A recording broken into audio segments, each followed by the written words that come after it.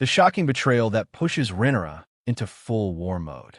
What if I told you that the moment Rhaenyra Targaryen decided to unleash absolute chaos on Westeros had nothing to do with ambition, nothing to do with birthright, and everything to do with one soul-crushing betrayal that turned a grieving mother into a weapon of pure vengeance? Buckle up, because we're about to dive into the exact moment the Dance of the Dragons stopped being a political chess game and became a blood-soaked nightmare nobody could wake up from. And hey, if you're loving this deep dive in the madness of Westeros, smash that subscribe button and hit the notification bell so you never miss when we break down the chaos, the betrayal, and the dragon fire that keeps us all obsessed with this world. Let's set the stage. Rhaenyra Targaryen, named heir to the Iron Throne by her father King Viserys, spent years watching the realm question her legitimacy. Was it because she was a woman? Absolutely. Was it because the Greens were power-hungry vultures circling the throne? You bet. But here's the thing. Despite all the whispers, all the court politics, all the side eyes from Otto Hightower and his crew, Rhaenyra maintained a strategic calm. She played the long game. She built alliances, secured marriages, and waited for her moment.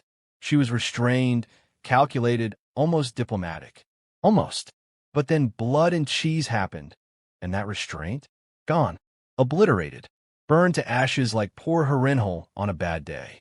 For those who need a refresher, Blood and Cheese was not just an assassination. It was psychological warfare at its most vicious. Two assassins infiltrated the Red Keep and forced Helaena Targaryen to choose which of her children would die. Then, in a move so twisted it makes Ramsay Bolton look like a teddy bear, they killed the one she didn't choose. This wasn't about eliminating a threat. This was about sending a message written in the blood of innocence. Now, here's where things get spicy. Rhaenyra didn't order this hit the way it went down. Her orders were clear. A son for a son, meaning Aemon Targaryen, the one-eyed war criminal who literally murdered her son Lucerys. But Daemon, being Daemon, took creative liberties. He wanted maximum damage, maximum terror, and he got it. The problem? Rhaenyra got blamed. The realm saw her as the monster who authorized the butchering of children, and any moral high ground she had evaporated faster than ice and Dorne. This is the betrayal that changes everything, but not in the way you might think. Sure, Daemon betrayed her trust by going rogue, but the real betrayal was deeper. It was the realm itself turning on her, using this tragedy to paint her as a child killer when all she wanted was justice for Luke.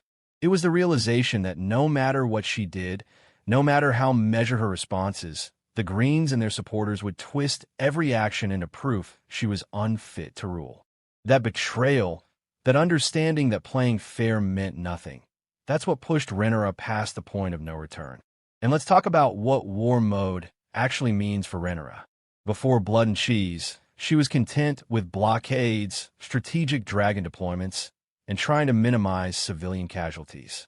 She genuinely believed she could win without turning Westeros into a crematorium. After, all bets were off. The dragons started flying with different intentions. Cities started burning.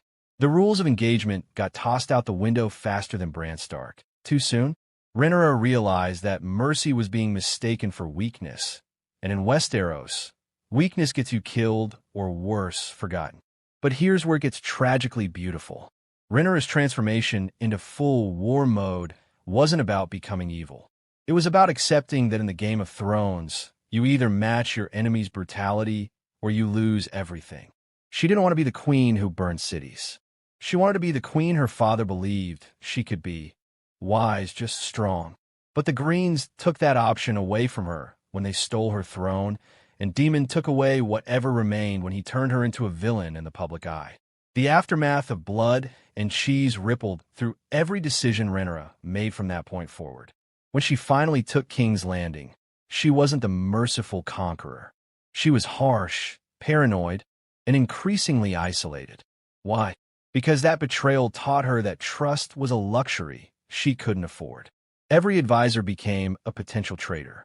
Every victory felt hollow because it came at the cost of her children, her reputation, and her soul. The woman who sat on the Iron Throne was not the same person who fled Dragonstone seeking justice. She was someone forged in grief and hardened by betrayal. Now let's connect this to the bigger picture of the Dance of the Dragons. This wasn't just about one woman's descent into ruthlessness. Blood and cheese marked the moment when the entire war escalated beyond anyone's control. Before that moment, there were still rules, still boundaries neither side would cross. After, those boundaries became suggestions. The burning of Bitterbridge, the fall of Tumbleton, the storming of the Dragon Pit. Every atrocity that followed could be traced back to this single act of cruelty and the response it triggered.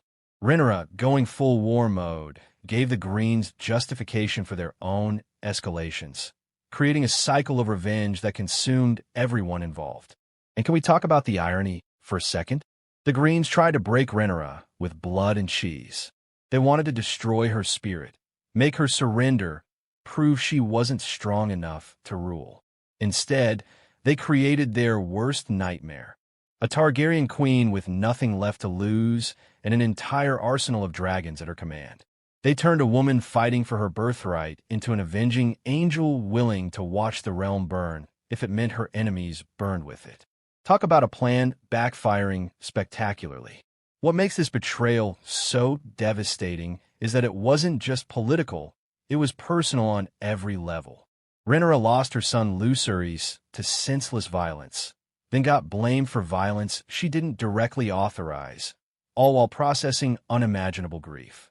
She was denied the chance to mourn properly because she had to immediately shift into damage control mode. Every mother who has ever watched their child suffer, every person who has been blamed for something beyond their control, every leader who has been forced to choose between their morals and their survival, they all see themselves in Rhaenyra's eyes during this period. And that's what makes her transformation so compelling and so utterly tragic. The legacy of this moment extends far beyond the Dance of the Dragons itself. It became a cautionary tale whispered throughout Westerosi history about what happens when succession is unclear, when ambition overrides sense, and when betrayal replaces diplomacy. Rhaenyra. So was Rhaenyra justified in embracing total war after blood and cheese? That's the question that makes the Dance of the Dragons so endlessly fascinating. There's no clean answer. She was reacting to genuine atrocities and systematic betrayal. But her response also caused immeasurable suffering to innocents who had no stake in the Targaryen family drama. That's the tragedy of it all. There were no heroes, only people making increasingly desperate choices in impossible situations, and those choices carved scars into Westeros that never fully healed. Thanks for watching, and we will see you in the next one.